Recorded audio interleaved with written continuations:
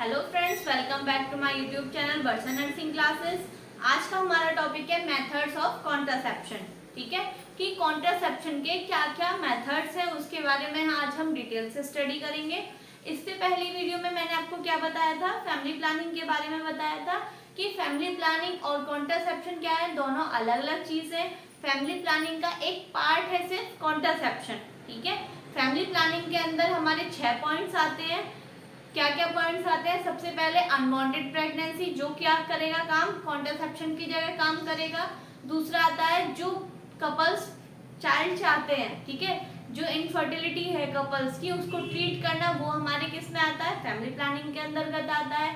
Third हमारा क्या था, जो पेरेंट्स, जो कपल पेरेंट्स बन चुके हैं उनके बारे में हेल्थ एजुकेशन देना उनको कि प्रेगनेंसी से रिलेटेड क्या क्या आपको करनी चाहिए, क्या केयर देनी चाहिए मदर को, बेबी को, ठीक है, उसके बारे में उनको क्या करना, हेल्थ एजुकेशन देना।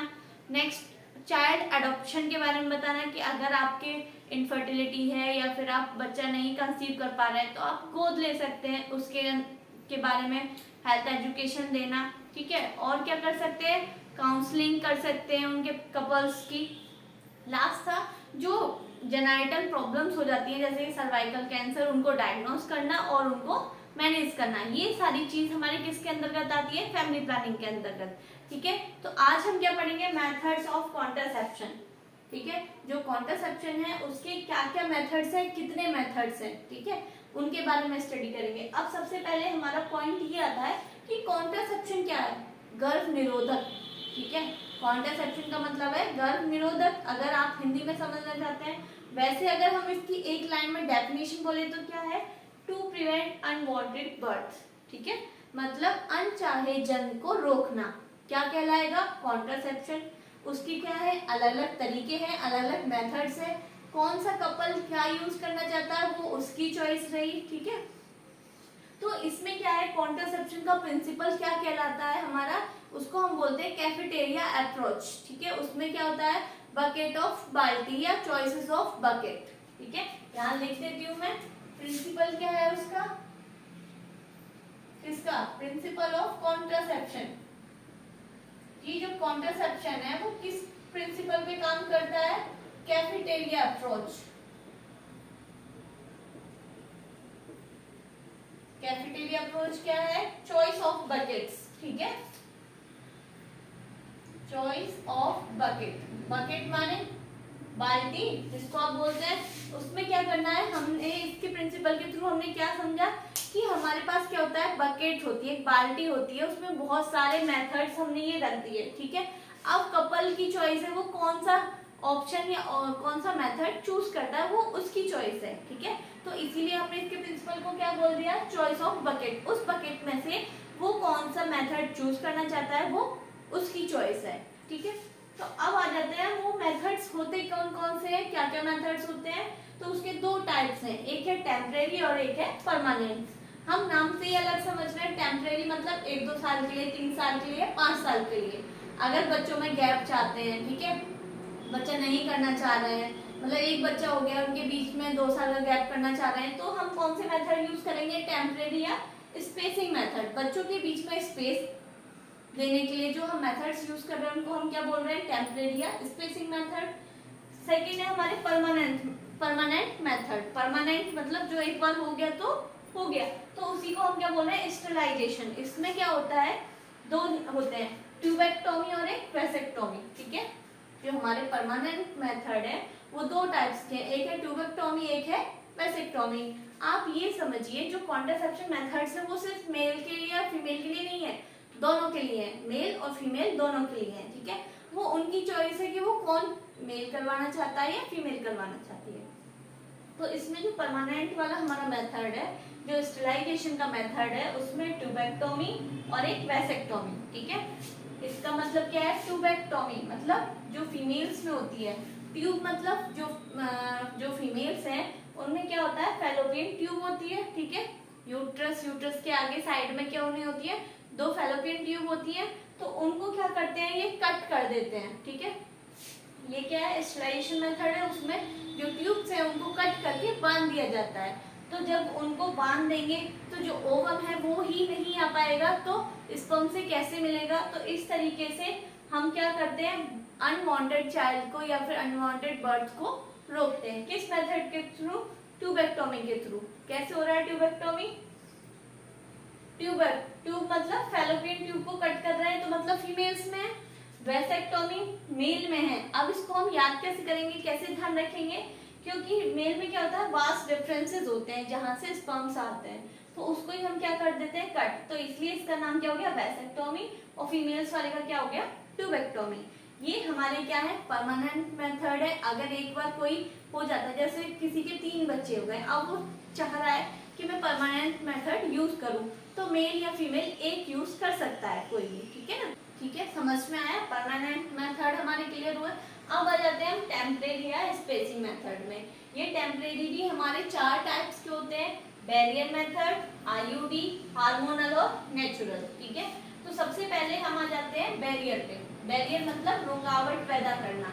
ठीक है, तो ये बैरियर मेथड क्या करता है, स्पर्म्स को रोकता है कि वो ओवम से मीट ना हो, मिले ना। ठीक है, तो उसके लिए हम क्या क्या चीज है, ये भी 3 टाइप्स का है। उसके बाद फिजिकल, केमिकल और कंबाइंड। इनके बारे में जो मैंने नाम लिखे हैं, सबके बारे में अलग अलग वीडियो बनाऊंगी मैं। ठीक है, उनके बारे में हम डिटेल से स्टडी करेंगे। अभी सिर्फ हम एक चार्ट फॉर्मेट पढ़ रहे हैं कि इसका जो क्लासिफिकेशन है वो क्या है। ठीक है, तो जो बैरियर मेथड है, बैरियर मेथड में भी हमारे 3 टाइप्स के होते हैं, फिजिकल, केमिकल और कंबाइंड। फिजिकल में कौन कौन से हैं, मेल कॉन्डम और फीमेल कॉन्डम। ठीक है, ये कॉन्डम क्या है, दोनों के लिए है, फिजिकल के लिए। नेक्स्ट आ जाता है हमारा केमिकल। केमिकल में हम क्या यूज करते हैं, टैबलेट, स्प्रे। ठीक है, क्रीम्स क्या होती है, केमिकल। ठीक है, ये क्या करती है, स्पर्म्स को किल कर देती हैं। ये क्रीम्स लगा के, टैबलेट यूज करके, स्प्रे करके, ये क्या करती है, स्पर्म को ही किल कर देती है, तो वो ओवम से मिल ही नहीं पाता है, तो बर्थ नहीं, कंसीव मतलब एग ही नहीं बनेगा, कंसीव ही नहीं होगा। ठीक है ना। नेक्स्ट आ जाता है कंबाइंड। कंबाइंड में हमारी 2 चीजें, वेजाइनल डायफ्राम और वेजाइनल स्पंज। इन सब के बारे में, एक एक के बारे में हम डिटेल में पढ़ेंगे।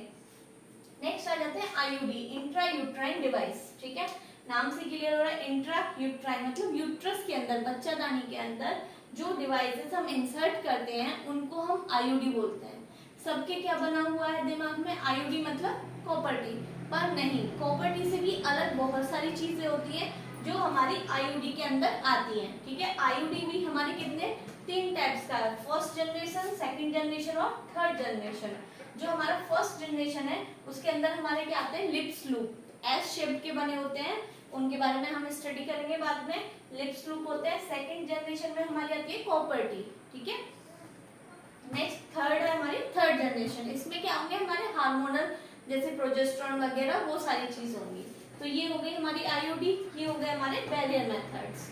अब आ जाते हैं हार्मोनल मेथड्स। हार्मोनल मेथड्स भी हमारे 2 टाइप्स के हैं, एक है ओरल पिल और एक है डिपोट। ओरल पिल टैबलेट्स जो रिंग गोले आकार की होती है, उन्हें हम ओरल पिल बोल रहे हैं। ठीक है, ओरल पिल में भी हमारी क्या आती है, कई तरीके की ओरल पिल्स होती हैं। ठीक है, मेल के लिए भी है और फीमेल्स के लिए भी है।